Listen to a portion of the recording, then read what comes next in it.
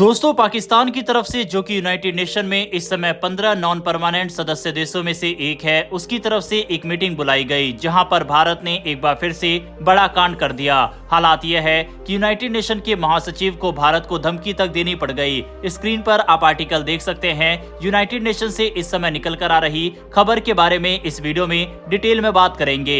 इसके अलावा भारत का रक्षा अनुसंधान एवं विकास संगठन यानी कि DRDO की तरफ से हाल ही में किए गए एक बड़े परीक्षण के बारे में भी इस वीडियो में बात करेंगे। दोनों खबर काफी इंटरेस्टिंग है, इसीलिए वीडियो को अंत तक जरूर देखिएगा। तो चलिए शुरू करते हैं इस वीडियो को। भारत की तरफ से हाल ही में जिस तरह का कदम पाकिस्तान के खिलाफ उठाए गए और जिस तरह के संकेत भारत के अंदर से मिल रहे हैं, वह एक बड़े युद्ध की तरफ इशारा कर रहा है। भारत की तरफ से कल ही यह फैसला लिया गया कि पूरे देश के अंदर जो महत्वपूर्ण स्टेट्स हैं, वहां पर एक ड्रिल करवाई जाएगी जिसमें सिविलियन को युद्ध के दौरान अपने आप को बचाने, साथ ही लोगों की मदद के लिए चीजों को सिखाया जाएगा। ये सब देखकर पाकिस्तान काफी ज्यादा डरा हुआ है और यूनाइटेड नेशन को भी डर लग रहा है कि भारत बड़ा हमला पाकिस्तान के ऊपर कर देगा। इसी को देखते हुए संयुक्त राष्ट्र के महासचिव एंटोनियो गुतरेस ने सोमवार को प्रेस को संबोधित किया और इस पूरे मामले पर गहरी चिंता जताई। उन्होंने कहा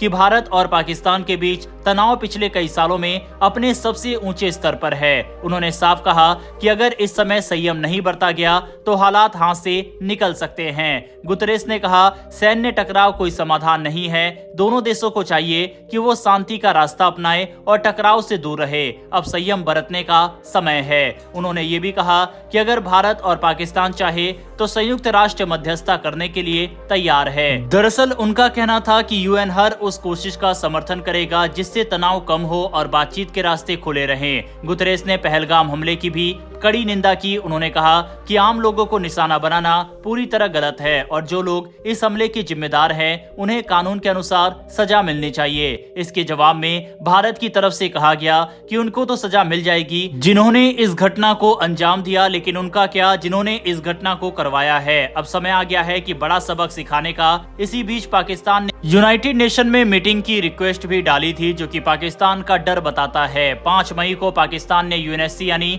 यूनाइटेड नेशन सिक्योरिटी काउंसिल की एक मीटिंग बुलवाई। पाकिस्तान इस समय UNSC का अस्थायी सदस्य है और इसी हैसियत से उसने ये बैठक बुलाई थी, लेकिन यह मीटिंग बंद दरवाजे के पीछे हुई और इसका कोई ठोस नतीजा नहीं निकला। ना तो कोई बयान आया और ना ही कोई प्रस्ताव पास हुआ। इस मीटिंग में पाकिस्तान ने फिर से भारत पर झूठे आरोप लगाए। पाकिस्तान के UN प्रतिनिधि आसिम इफ्तिकार ने कहा है कि भारत जम्मू कश्मीर में सेना बढ़ा रहा है और भड़काऊ बयान दे रहा है। साथ ही उन्होंने सिंधु जल संधि को सस्पेंड करने को भी आक्रामक कदम बताया, लेकिन इस मीटिंग में किसी देश ने पाकिस्तान की बातों का समर्थन नहीं किया। भारत के पूर्व संयुक्त राष्ट्र राजदूत सैयद ने पहले ही कह दिया था कि इस तरह की बैठकों से कोई नतीजा नहीं निकलेगा, क्योंकि पाकिस्तान बस ध्यान भटकाना चाहता है। उन्होंने कहा कि पाकिस्तान UN की सदस्यता का इस्तेमाल करके झूठा माहौल बनाना चाहता है, लेकिन दुनिया अब उसकी सच्चाई जानती है। पाकिस्तान को उम्मीद थी कि उसको बाकी देशों से समर्थन यहाँ पर मिलेगा, लेकिन ऐसा कुछ भी देखने को नहीं मिला और पाकिस्तान को एक बार फिर से यूनाइटेड नेशन के मंच पर भारत की तरफ से मुंहतोड़ जवाब दिया गया। बहरहाल बढ़ते हैं अगली खबर की तरफ, जो कि DRDO की तरफ से आ रही है। दरअसल DRDO और भारतीय नौसेना ने मिलकर एक देसी तकनीक से बनी मल्टी इन्फ्लुएंस ग्राउंड माइन यानी MIGM का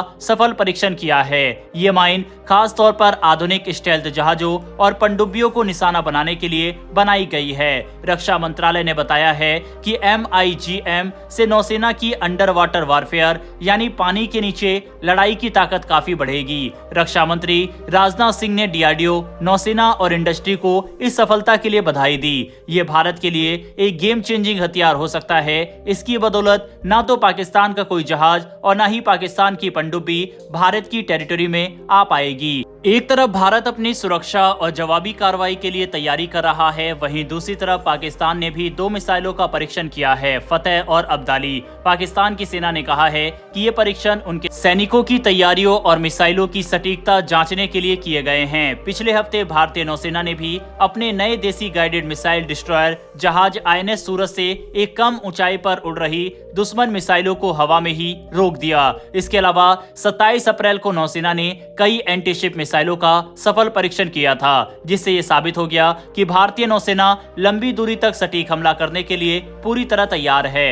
वहीं पर दोस्तों भारत ने जो माइन का परीक्षण किया, इसकी खासियतों की बात करें तो ये माइन पूरी तरह से भारत में डीआरडीओ द्वारा डिजाइन और विकसित की गई है, जिससे आत्मनिर्भर भारत मिशन को मजबूती मिलती है। मल्टी इन्फ्लुएंस टेक्नोलॉजी MIGM एक साथ कई प्रकार के सेंसर्स का उपयोग करती है, जैसे मैग्नेटिक और प्रेशर सेंसर, जिससे ये दुश्मन के जहाजों और पनडुब्बियों को पहचान सकती है। स्टेल्थ जहाजों के खिलाफ ये काफी असरदार है। ये माइन खासतौर पर आधुनिक और स्टेल्थ टेक्नोलॉजी से लैस जहाजों और पनडुब्बियों को भी पकड़ने और नष्ट करने में सक्षम है।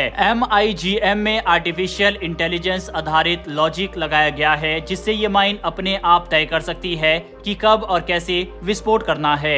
लंबी अवधि तक ये सक्रिय रहने की क्षमता रखती है। इसे एक बार समुद्र में लगाने के बाद ये माइन महीनों तक बिना किसी मेंटेनेंस के काम कर सकती है।